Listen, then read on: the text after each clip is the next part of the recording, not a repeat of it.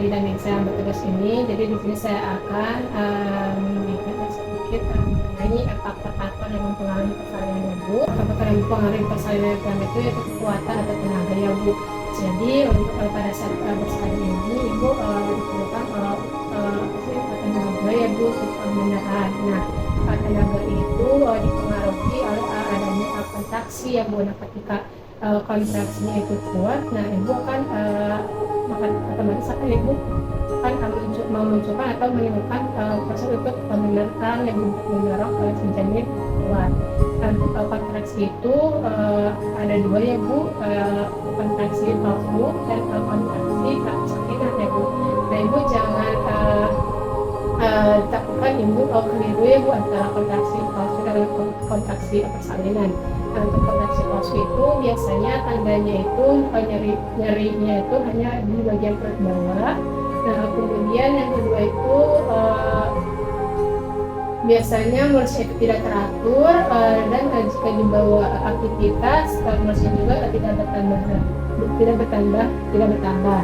Nah sedangkan untuk kontraksi persalinan itu biasanya kencang, kemudian tahan lama, teratur, dan biasanya nyerinya itu dari pinggang menjalar ke perut bagian bawah.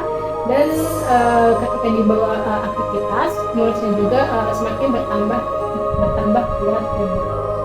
Nah selanjutnya yaitu passage, yang mana passage itu jalan lahir ya Bu. Nah jalan lahir ini terbagi menjadi dua, ada bagian jalan lahir yang keras dan bagian jalan lahir yang lunak. Nah bagian jalan lahir yang keras itu berupa tulang panggul. Nah tulang panggul ini ya Bu sangat mempengaruhi ya Bu untuk proses persalinan normal.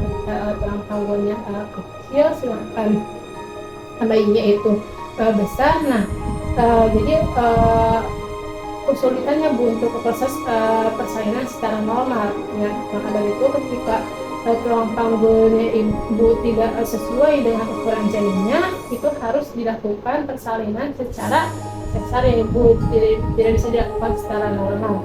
Nah kemudian untuk bagian yang lunak itu terdapat uterus atau rahim, kemudian atau dasar panggul dan perineum ya Bu. Nah kemudian yang ketiga itu passenger itu berupa hasil konsepsi. Nah hasil konsepsi itu hasil pembuahan ya Bu antara sel telur dan sperma.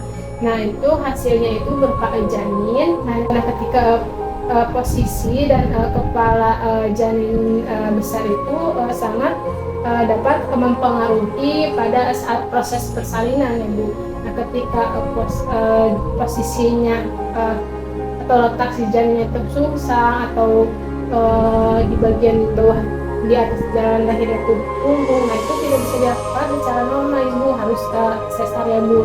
Nah kemudian ketika bayi si janinnya itu besar atau baby janin ya Bu, nah itu juga tidak bisa dilakukan secara normal ya Bu, karena ditakutkan si janin itu tidak bisa keluar ya Bu, sehingga akan mengakibatkan atau memunculkan maksudnya itu masalah yang baru seperti bahunya takut macet, kemudian terjadi robekan ibu pada jalan lahir ibu. Nah kemudian hasil konsumsi yang selanjutnya itu plasenta ya Bu. Nah plasenta ini sangat bermanfaat sekali untuk janin karena plasenta itu tempat penampungan atau tempat penyimpanan nutrisi ya Bu ya, yang mana nantinya itu di dalam plasenta tersebut itu akan disalurkan makanan itu ke janin.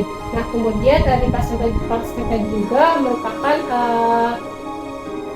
sebagai respirasi janin, kemudian tempat ekspresi juga.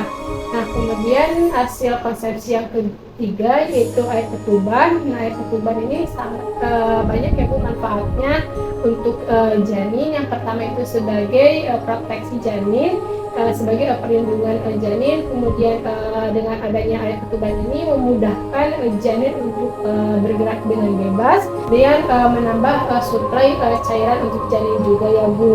Nah kemudian faktor persalinan yang selanjutnya yaitu psikologis atau psikologi ibu. Nah, jadi ketika ibu ingin persalinan itu benar-benar harus dipersiapkan agar tidak terjadinya nanti setelah persalinan itu kayak depresi ya bu setelah persalinan. Jadi ibu benar harus dipersiapkan siapa yang mendampingi persalinannya ya bu dari awal hingga akhir, yang mampu memberi semangat ibu, yang mampu mendukung ibu ya.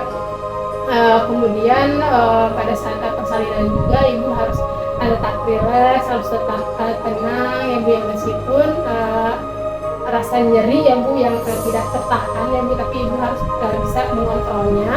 Nah kemudian psikis ibu juga bisa dipengaruhi oleh pengalaman melahirkan sebelumnya. Nah sebelumnya ibu kan pernah melahirkan ya bu, jadi ibu tidak terlalu kaget atau tidak terlalu ketakutan, karena ibu sebenarnya kan udah pernah melahirkan, jadi tahu ya bu rasanya melahirkan itu seperti apa. Jadi ibu dia ada punya pengalaman, jadi sebisa mungkin ibu harus bisa mengontrol ya bu emosi pada saat ibu persalinan. Dan faktor yang selanjutnya itu penolong. Jadi penolong ini harus bisa mampu mengantisipasi dan menangani pasien tersebut. Nah, bagaimana bu, paham? Nah, baik ibu.